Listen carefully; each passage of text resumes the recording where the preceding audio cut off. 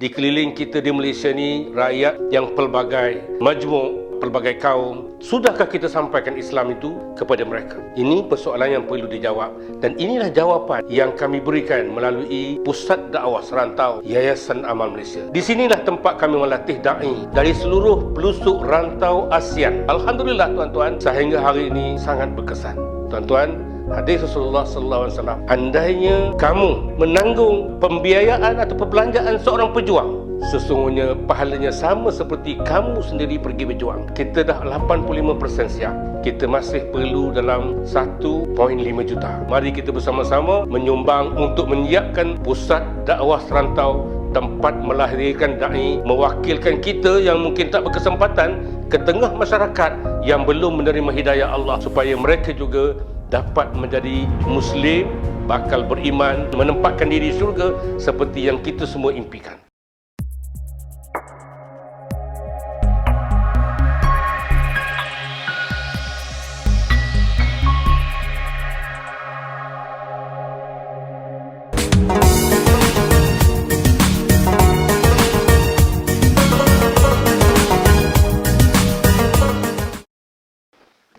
Bismillahirrahmanirrahim. Assalamualaikum warahmatullahi taala wabarakatuh. Alhamdulillahirabbil alamin, wassalatu wassalamu ala Rasulillah wa ala alihi wasahbihi wa man walah. Amma ba'du. Sidang para pendengar yang mati Allah sekalian, bertemu kita sekali lagi dalam siri kongsi sini. Alhamdulillah, pelbagai topik telah dibincangkan bersama panel jemputan dan juga pelbagai topik telah menyentuh setiap sudut aspek yang ada pada kehidupan kita, sama ada daripada aspek kecil-kecil perkara sehinggalah ke aspek besar yang rupanya aspek tersebut dia sudah berlega-lega dalam kehidupan kita seharian.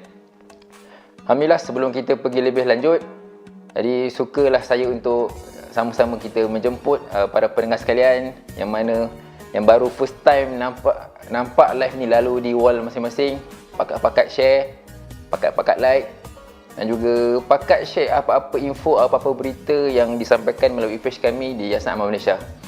Jadi ini salah satu page rasmi Yayasan Amal Malaysia yang mana kita gunakan medium ini sebagai info untuk kita berkongsi ilmu, kita berkongsi pandangan, kita berkongsi segala aktiviti-aktiviti kebajikan yang kami laksanakan supaya kita mampu nak ajak, kita mampu nak menyampaikan, menyebarkan kebaikan walaupun sedikit, tapi insyaAllah mudah-mudahan manfaatnya besar kepada masyarakat di luar sana. InsyaAllah mudah-mudahan.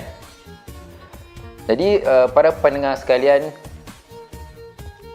pada kali ini kita akan berbicara secara ringkas lah berkenaan satu topik yang sebenarnya kita dah biasa dengar, iaitu tentang hati.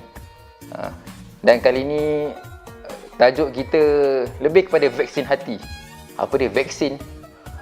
Bila sebut vaksin ni mungkin akan mendatangkan pelbagai pandangan, tapi bukan vaksin perubatan itu yang kita ingin sampaikan, yang ingin kita bicarakan hari ini. Tapi kita nak sentuh macam mana kita nak memvaksikan hati kita, kita nak memprotek, kita nak melindungi hati kita daripada anasir-anasir yang boleh merosakkan hati kita. Ustaz, ini anasir merosakkan hati dari segi fizikal? Tidak. Yang dimaksudkan ialah bagaimana kita nak jaga hati kita supaya kita boleh sentiasa istiqamah, kita boleh sentiasa dalam jalan lurus dalam kehidupan beragama kita sehari-harian. Jadi para pendengar yang dirahmati Allah sekalian, rupanya dalam badan kita ni ada satu organ yang mentadbir keseluruhan jasad kita. Seperti mana kalau kita maklumlah, kalau mana-mana organisasi ada ketua dia. Kalau dalam keluarga ada ketua dia, iaitu suami. Kalau negara ada ketuanya, iaitu pemimpin. Rupanya dalam diri kita ada ketuanya, ada pentadbirnya, iaitu hati. Hati ni kalau dalam bahasa Arab disebut al-qalbu. Al-qalbu, banyaklah ada istilah al-qalbu, ada istilah as-sadru, ada istilah al-fuad, macam-macam lagi. Tapi hari ni kita nak sentuh tentang al-qalbu. Yang mana al-qalbu ni sering kali diucapkan, sering kali Allah sebut dalam Al-Quran dan beberapa kali dalam pelbagai ayat yang menyentuh tentang al-qalbu. Apa ni al-qalbu ni tuan-tuan? Dan apa kaitan al-qalbu ni dengan kehidupan kita seharian? Rupanya segugus sebentuk lah. Sebentuk daging ni rupanya kita nampak saja luaran, tapi rupanya dia boleh berkesan kepada kita, kepada emosi kita, kepada tenaga kita dan juga kepada kehidupan kita. Al-qalbu tuan-tuan, orang Arab bahasakan al-qalbu. Kenapa? Al-qalbu ni dia asal daripada kalimah qalaba kan, iaitu qalaba ni bermaksud yang berbolak-balik, yang senang flip-flop. Kenapa? Sebab memang betul hati ni rupanya kalau kita check balik, betul lah hati kita ni kejap bolak-balik kan. Hari ni A, esok B. Kadang tak sampai esok pun, pagi A, tengah hari dah B, lepas tu petang C, malam A balik. Itu sifat naluri, sifat fitrah yang Allah Ta'ala jadikan pada hati kita, itu senang berbolak-balik. Nak sukalah untuk saya kita recap balik seperti mana hadis Nabi SAW yang mafhumnya dalam satu riwayat Imam Bukhari, la wahya fil jasad mudghah. Ketahuilah bahawa dalam satu jasad tu ada seketul daging. Idza salahat salahal jasadu kullu. Jika baiklah hati ni, baiklah jasad keseluruhannya. Wa idza fasadat fasadal jasadu kullu. Dan jika apabila dia rosak, rosaklah keseluruhan jasadnya. Ala wahiyah al-qalbu, iaitu hati. Hatilah tuan-tuan, hati kita lah punya pentadbir kepada diri kita. Kalau akal fungsi sebagai penasihat, sebagai advisor kita kan, maka hati adalah tempat di mana pertarungan, pertempuran di antara penasihat kita, iaitu al-aqlu, akal, dan juga penasihat kita juga, tapi penasihat ke arah kejahatan, iaitu an-nafsu. Rupanya hatilah medan kita, medan peperangan, di mana al-aqlu, akal kita, akal bertempur dengan an-nafsu kita, bertempur dengan hawa nafsu, bertempur. Kejap akal suruh buat baik, ni Allah kata buat baik, nafsu kata janganlah, nanti dulu, relax dulu, masa masih banyak lagi. Pertempuran tu berlaku di mana? Di hati.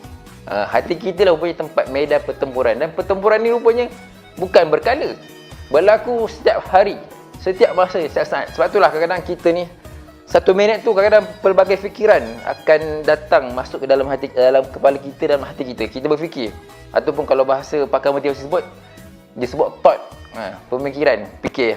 Hari ni aku nak buat apa? Aku buat ni okey tak okey? Apa kesan negatif?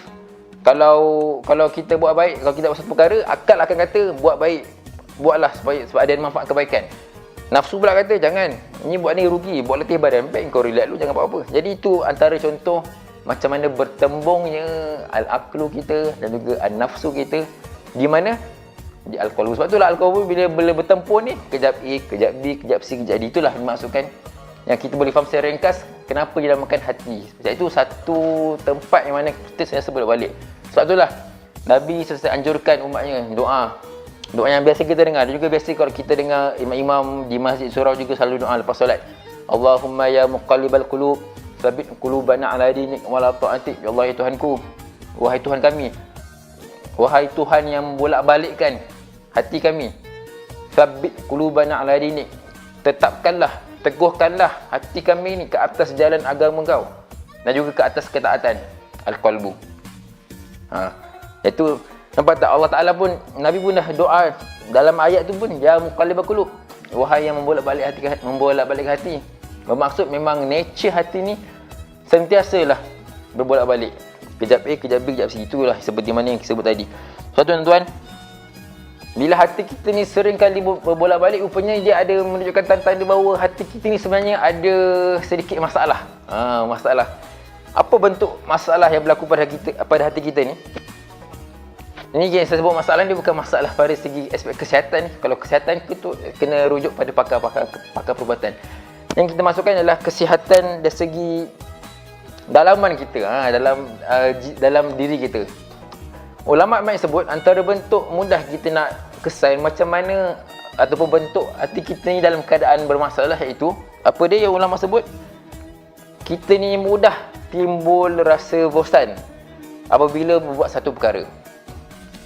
Cepat rasa jemu, cepat rasa bosan, cepat rasa boring. Samalah, kita ada kudrat, kita ada kekuatan, kita ada tenaga, kita ada kesihatan fizikal, kita mampu nak berjalan sana sini, tapi kita rasa lemah bila kita nak pergi ke rumah Allah untuk beribadah, untuk solat fardu 5 waktu.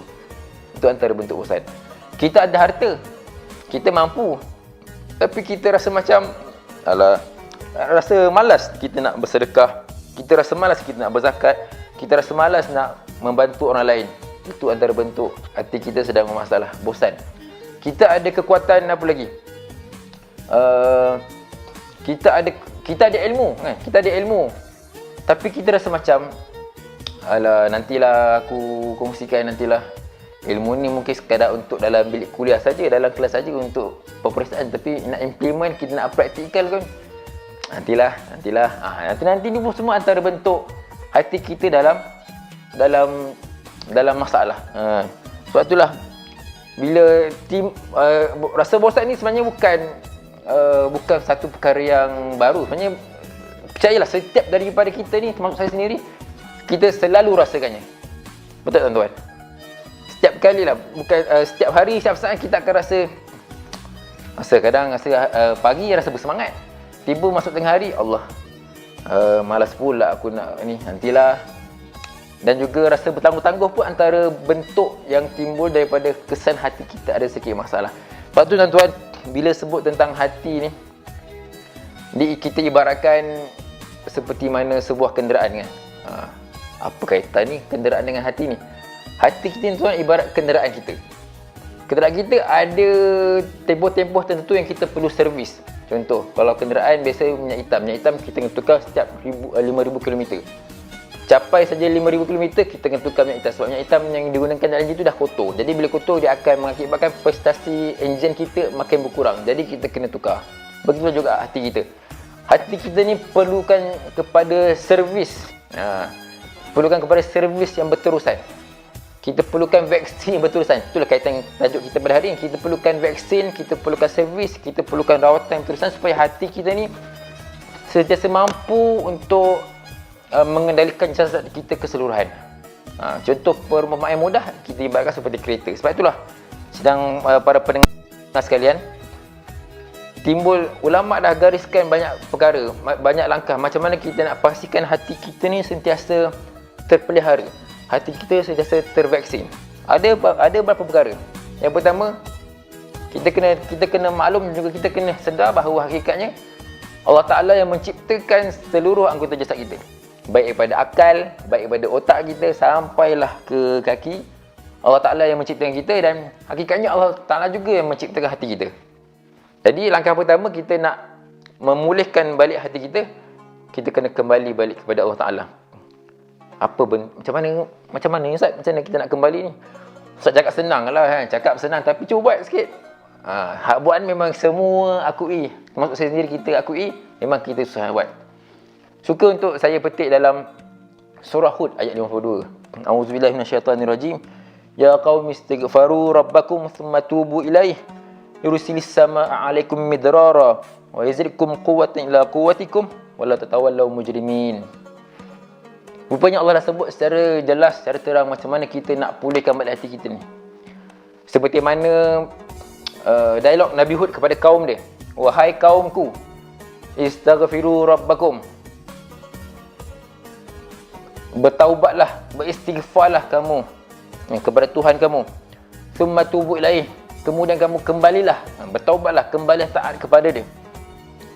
Supaya apa? Yursilis samaa'a 'alaikum midrara. Supaya akan diturunkan hujan lebat kepada kamu. Wa yazidkum quwwatan ila quwwatikum. Supaya kekuatan kamu ditambahkan atas kekuatan yang lain, dan janganlah sesekali berpaling dengan berterusan membuat kejahatan. Rupanya itu langkah pertama Allah dah sebut kan. Istighfar. Yang kedua, kembali taat. Bila dua perkara ni kita buat, insya-Allah rezeki akan bertambah, kelapangan hati akan bertambah, kebahagiaan hidup akan bertambah. Sebab apa Allah dah sebut? Dua perkara kita buat dan implikasinya pun Allah sebut dalam ayat yang sama. Kita istighfar, kita kembali taat, akan timbul apa? Rezeki kan. Dalam surah ni sebut supaya kamu ditimpakan hujan lebat, maksudnya rezeki. Dan juga diberikan kekuatan, supaya bertambah kekuatan. Ini dua kesan daripada apa kita buat, iaitu kita istighfar, juga kita kembali taat. Ni basic, ni langkah basic tu, tak ada cara lain dah. Cara asasnya apabila kita nak kembalikan balik hati kita ni rasa kuat, dua benda ni, istighfar juga kembali taat. Cara macam ni istighfar, terpulang kepada tuan-tuan. Kalau Nabi SAW tanpa miss 70 kali sehari istighfar, kita silakan kalau kita mampu nak buat. Sebabnya kita cuba cara Nabi 70 kali sehari. Kalau tak mampu, cuba juga. Selepas solat lazimi 5 kali, 3 kali, 7 kali. Setiap kali lepas solat.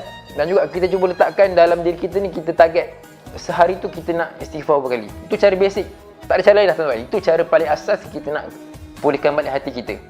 Sebab tu tuan-tuan, biasa kalau kita lanjut sikit dalam bidang contoh bidang keusahawan dan bidang bisnes. Coach akan kata, tak ada cara lain lah kita nak supaya kita ni sentiasa dilimpahkan rezeki. Cara pertama mesti kena istighfar. Tak ada cara lain. Itu cara yang Allah Ta'ala dah letakkan dan Allah dah pastikan, Allah confirmkan kesannya, iaitu istighfar. InsyaAllah rezeki kita akan semakin bertambah.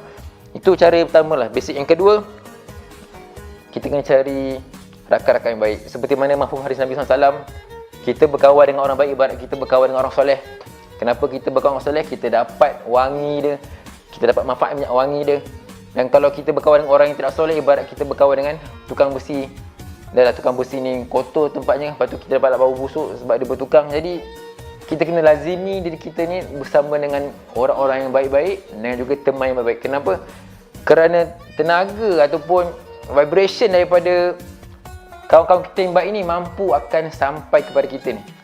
Kita nak berubah, tapi kita masih lagi kekal dalam kawan-kawan yang masih lagi kekal dalam kejahatan, keburukan yang lama. Sudah pasti akan susah kita nak berubah.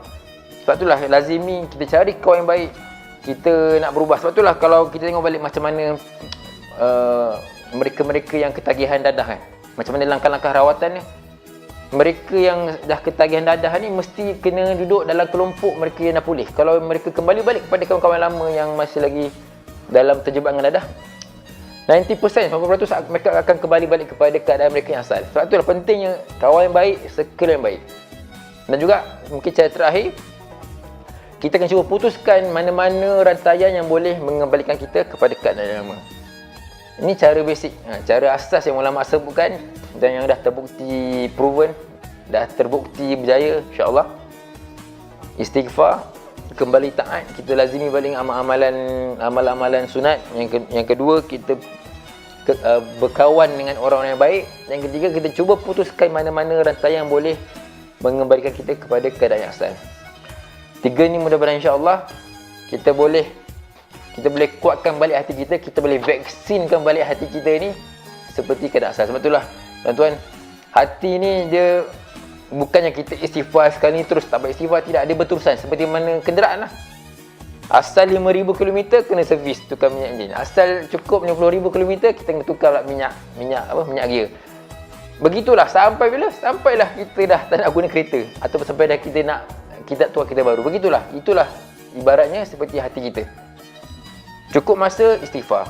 Bukan cukup masa, maksudnya setiap hari, setiap masa kita kena istighfar supaya apa? Kita nak pastikan hati kita ni sentiasa bersih supaya dia boleh mengemudi jasad kita keseluruhannya. Jadi insya-Allah mudah-mudahan sedikit tips ringkas ni yang terutamanya pada diri saya sendiri kita boleh manfaatkan, kita boleh laksanakan supaya kita nak pastikan hati kita ni sentiasa bersih. Bila hati bersih, insya-Allah jasad keseluruhan kita bersih.